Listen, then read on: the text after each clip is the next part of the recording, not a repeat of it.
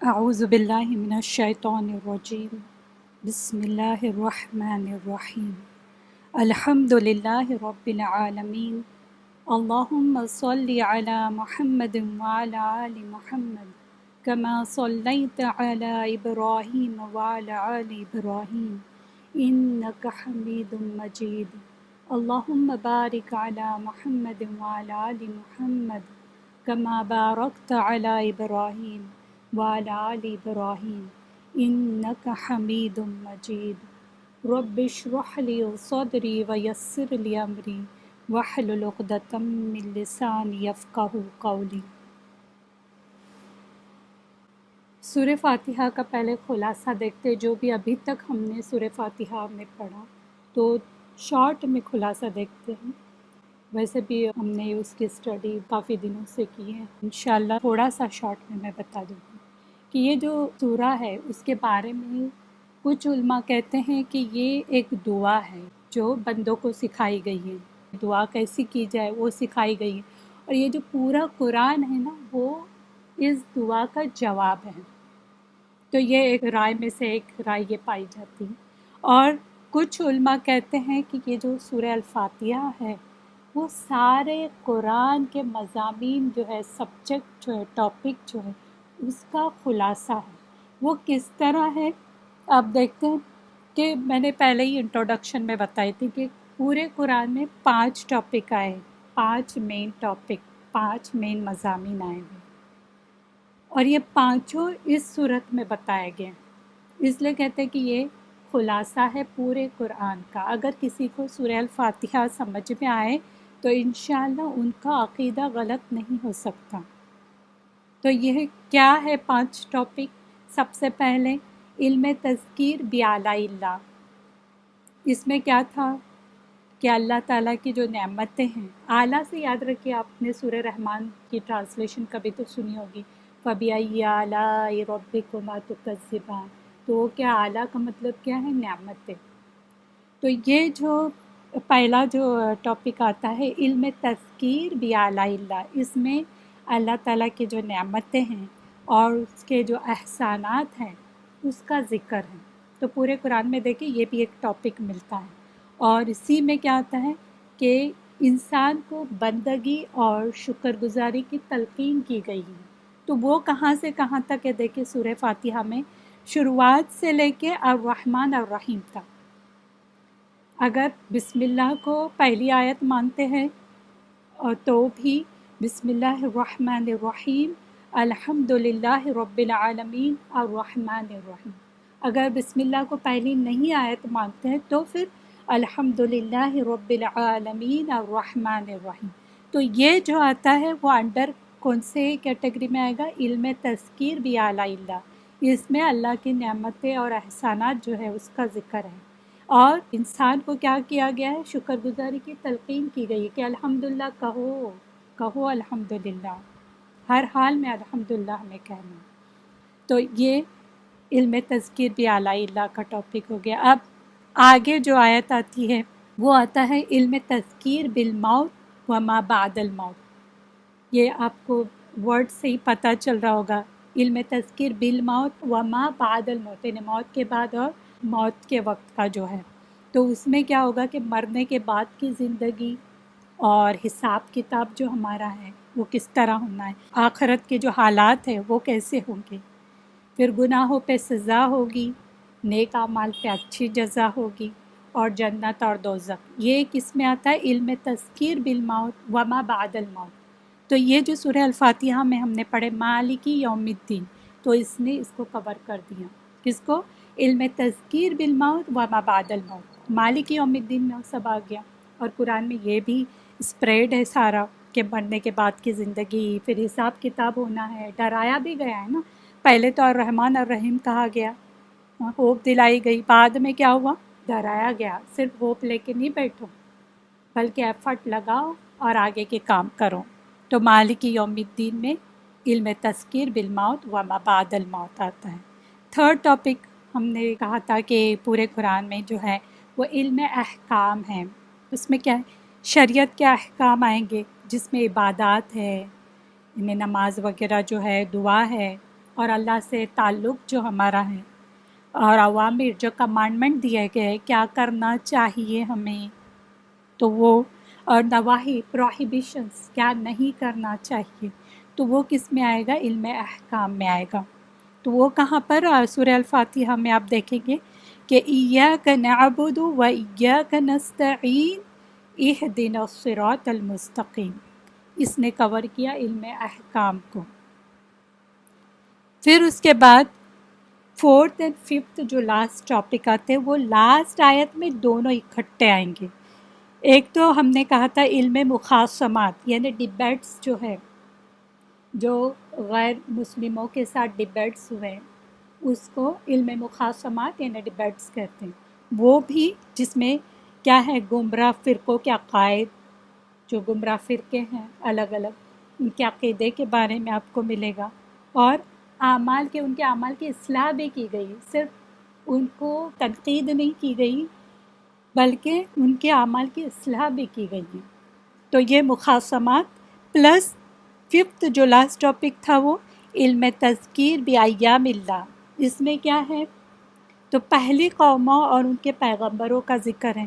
پہلے قوم جو تھی موسیٰ علیہ السلام کی قوم یا عیسیٰ علیہ السلام کی قوم، اور جو بھی پہلی قوم ہے، عاد ثمود، ان کے بارے میں، ان کے پیغمبروں کا ذکر۔ پھر انعام یافتہ لوگوں کا ذکر، اسی کے ساتھ قصص الانبیاء، انبیاء سارے ان کا ذکر۔ پھر نافرمانی کی بنا پر جو ہلاک شدہ قومیں ہیں، اس سے کچھ عبرت لینے کا ذکر۔ تو یہ دونوں ٹاپک ٹوگیدر ایک ساتھ کس میں آئے؟ صراط الذین انعمت علیہم غیر المغضوب علیہم ولا الضالین۔ تو یہ اس نے کور کیا مخاصمات، علم مخاصمات اور علم تذکیر بایام اللہ، یہ دونوں اس میں آ جاتے ہیں۔ تو کنکلوژن کیا ہے؟ پہلی بات جو پہلے شروعات میں کیا ہے، ایکچولی دیکھا جائے نا، پہلے شروعات سے لے کے مالک یوم الدین میں عقیدے کا ذکر ہے، عقیدہ بتایا گیا ہے کس طرح۔ دیکھیں الحمدللہ رب العالمین، اب اللہ ورڈ کیا ہے؟ توحید الوہیہ ہے، الہ ہے نا اللہ، تو توحید الوہیہ اس کے اندر آ گیا۔ اب آپ کہتے ہیں رب العالمین، رب کیا ہے؟ توحید ربوبیہ، رب ہے اللہ، تو وہ آ گیا۔ پھر الرحمن الرحیم، یہ کیا ہے؟ توحید اسماء و صفات۔ تو یہ عقیدے کا آپ کو یہاں پر پورا ملے گا۔ کہاں سے؟ آپ نے دیکھا کہ الحمدللہ رب العالمین الرحمن الرحیم، تو اس میں عقیدے کا، اور آگے بھی عقیدے کا ذکر ہے کیا؟ مالک یوم الدین، تو یہ کیا ہو گیا؟ عقیدے کا ذکر۔ تو یہاں سے شروعات سے لے کر مالک یوم الدین تک عقیدے کا ذکر ہے۔ اس کے آگے عبادت کا ذکر ہے کیا؟ ایاک نعبد و ایاک نستعین اہدنا الصراط المستقیم، یہ عبادت کا ذکر ہے، یعنی عقیدے کے بعد عبادت کا ذکر ہے۔ اس کے بعد جو لاسٹ آیا ہے صراط الذین انعمت علیہم غیر المغضوب علیہم ولا الضالین، آمین۔ تو یہ والا منہج کا ذکر ہے۔ تو کنکلوژن کیا ہوا؟ کنکلوژن یہ ہوا کہ اگر عقیدہ صحیح تو عبادت صحیح، یعنی اگر کسی کا عقیدہ صحیح نہیں ہے تو عبادت صحیح نہیں ہو سکتی۔ تو سب سے پہلا عقیدہ صحیح ہونا چاہیے، تب جا کے عبادت صحیح ہوگی۔ ایاک نعبد و ایاک نستعین صحیح ہوگا۔ اگر عبادت رسول صلی اللہ علیہ وسلم کے منہج پر ہے، طریقے پر ہے، تو اس عبادت کا ہی اجر ملے گا۔ اگر وہ عبادت آپ صلی اللہ علیہ وسلم کے منہج پر نہیں ہے تو اس عبادت کا کوئی اجر نہیں۔ تو اس کا مطلب عقیدہ صحیح تو عبادت صحیح، عبادت صحیح تو منہج صحیح۔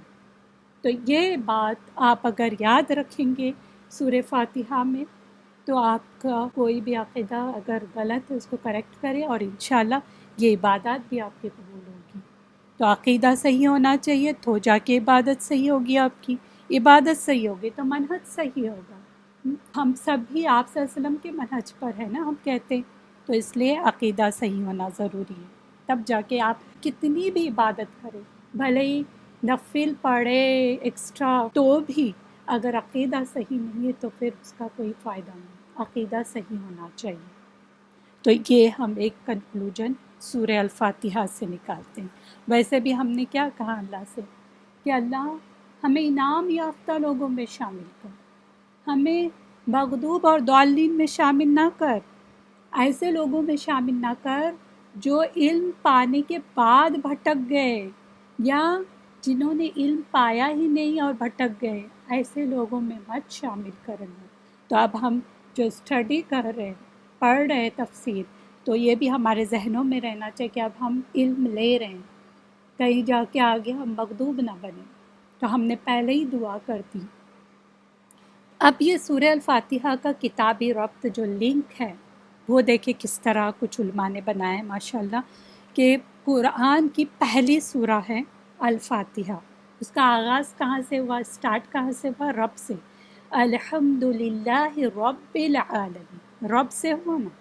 اور قرآن کے اختتام میں کون سی دو صورتیں ہیں، سورہ فلق اور ناس، اس میں بھی کیا آتا ہے، ربوبیہ آتا ہے نا، قل اعوذ برب الفلق، پھر قل اعوذ برب الناس، تو ادھر بھی دیکھیں رب سے اختتام ہوا اور قرآن رب سے شروع ہو رہا ہے، یعنی قرآن کا آغاز اور اختتام، اسٹارٹ اینڈ اینڈ جو ہے وہ توحید ربوبیہ پر ہوا۔ تو ربوبیت کا اگر احساس ہوگا تو اس کے نتیجے میں حمد و شکر کے رویے آپ میں آئیں گے۔ تو یہ احساس ہونا چاہیے کہ اللہ رب ہے، اللہ خالق ہے، مالک ہے، رازق ہے اور مدبر ہے۔ تو اس صورت میں آپ دیکھیں 3 طرح کے لوگوں کے بارے میں ذکر ہے، ایک تو انعام یافتہ، پھر مغضوب اور ضالین، اس طرح سے 3 طرح کے لوگوں کا ذکر ہے۔ انشاءاللہ آگے آپ سورہ البقرہ میں جائیں گے تو وہاں پر 3 طرح کے لوگوں کے بارے میں ذکر ہے۔ تو ہم نے یہاں پر دعا مانگی کہ اے اللہ ہمیں مغضوب اور ضالین میں شامل نہ کر۔ اب سورہ البقرہ آ رہی ہے مغضوب کے بارے میں، جو علماء کہتے ہیں نا کہ یہ جو یہود تھے وہ مغضوب میں آتے ہیں، علم پانے کے بعد بھٹک گئے، تو سورہ البقرہ میں آپ میگزیمم پارٹ دیکھیں گے تو وہ یہود کے بارے میں آتا ہے، مغضوب کے بارے میں۔ پھر آپ آگے جائیں گے سورہ آل عمران میں تو ضالین کے بارے میں آتا ہے، کرسچن کے بارے میں، جو عیسائی ہیں ان کے بارے میں۔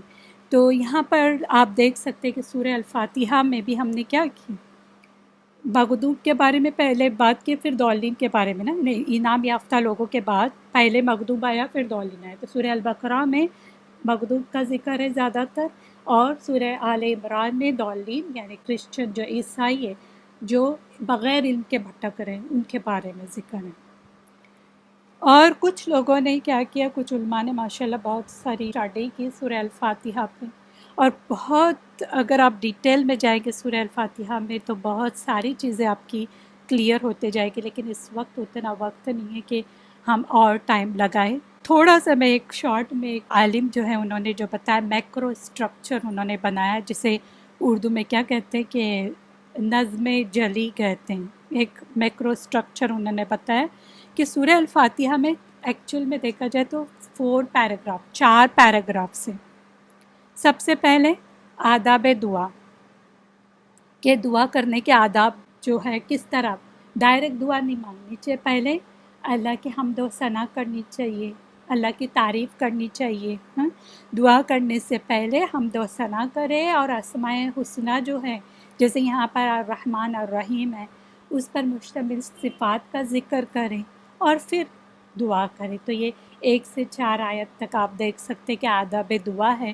سیکنڈ جو پیراگراف آیا ہے استحقاق دعا، حق دعا کا جو ہے وہ ایاک نعبد و ایاک نستعین، 5ویں جو آیت ہے اس میں کیا ہے کہ اطاعت، پیروی، جو فالوئنگ اور عبادت کے نتیجے میں ہی دعا مانگنے کا استحقاق ہوتا ہے۔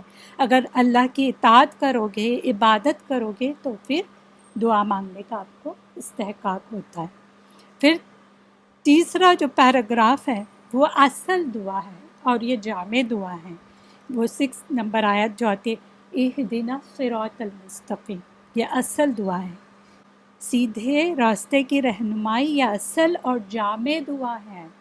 تو ہدایت کے بغیر کوئی نیک کام قبول نہیں، ہدایت ہی اصل دعا ہے، سب سے اصل دعا اگر دیکھا جائے۔ اگر آپ کتنا ہی کچھ کریں لیکن ہدایت نہیں تو پھر کیا فائدہ، اس کا کوئی فائدہ نہیں۔ فی الداس جو پیراگراف انہوں نے کہا ہے کہ جو 7ویں آیت ہے صراط الذین سے لے کر ولدالدین تک، تو اس میں کیا ہے، وضاحت دعا ہے، وضاحت دعا اس کی ایکسپلینیشن دعا کی کہ کس طرح صراط الذین، کس طرح کا، انعام یافتہ لوگوں کا، نہ کہ ضالین اور مغضوب کا۔ تو سیدھا راستہ انعام یافتہ لوگوں کا راستہ ہے، نہ کہ مغضوب اور ضالین کا۔ تو یہ وضاحت دعا ہے۔ تو اس طرح سے سورہ الفاتحہ کا ایک میں نے چھوٹا سا خلاصہ کیا، حالانکہ وقت کی کمی ہے ورنہ اور زیادہ ہم ڈیٹیل میں جا سکتے تھے۔ تو اب ہم نے یہاں پر دعا مانگی اللہ سے کہ اللہ ہمیں ہدایت دے، سیدھے راستے کی ہدایت دے۔ اللہ نے کیا کہا جب ہم نے جو حدیث قدسی پڑھی تھی کہ اب جو میرا بندہ مانگے گا وہ اس کے لیے، اب کیا بندے نے مانگا، صراط الذین انعمت علیہم اور اہدنا صراط المستقیم یہاں سے لے کر، تو اللہ نے پورا قرآن ہی اس کے لیے ہدایت کے لیے رکھ دیا کہ اب چلو تم نے ہدایت مانگ ہی لی تو آگے پورا قرآن پڑھتے جائے، پورا کہ پورا قرآن آپ کے لیے ہدایت ہے، آگے چلتے جائے اور دیکھیں کیا کیا ہدایت کی چیزیں ہیں۔